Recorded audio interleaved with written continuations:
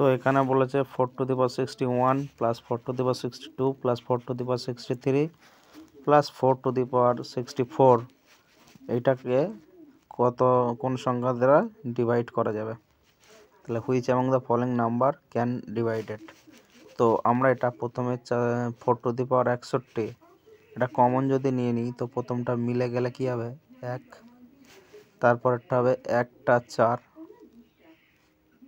তারপরে কটা হবে 4^61 চলে গেলে থাকবে 2টো, তাহলে 4-এর স্কোয়ার, আর তারপরে হবে 4-এর কিউব। তো এটা হচ্ছে 4^61 ব্র্যাকেটের মধ্যে 1, 4, 16 আর 64।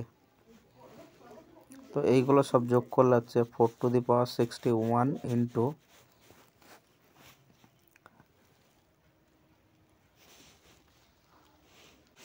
তো এটা হলো সবগুলো যোগ করলে হচ্ছে 85। তো এবার আমাদের এখানে এই অঙ্কগুলো বিশেষ করে অপশান টেস্ট করতে হয়। তো অপশানে দেখতে হবে এর কোনো মাল্টিপল দেওয়া আছে কি না। তো মাল্টিপল দেওয়া থাকলে অবশ্যই সেটা উত্তর হয়ে যাবে। তো এখানে উত্তর হয়ে যাবে 17। এখানে অপশান দেওয়া নেই, অপশানগুলো হচ্ছে আপনার 3, 17, 10 আর 13। তো এই 85টাকে ভাঙলে আমরা 5 ইন্টু 17তে ভেঙে নিতে পারি। তো 17 হয়ে যাবে এর উত্তর। যদি অপশানে 5 দেওয়া থাকতো 17 না দিয়ে, তো সেটা হয়ে যেত 5 উত্তর। Thanks for watching.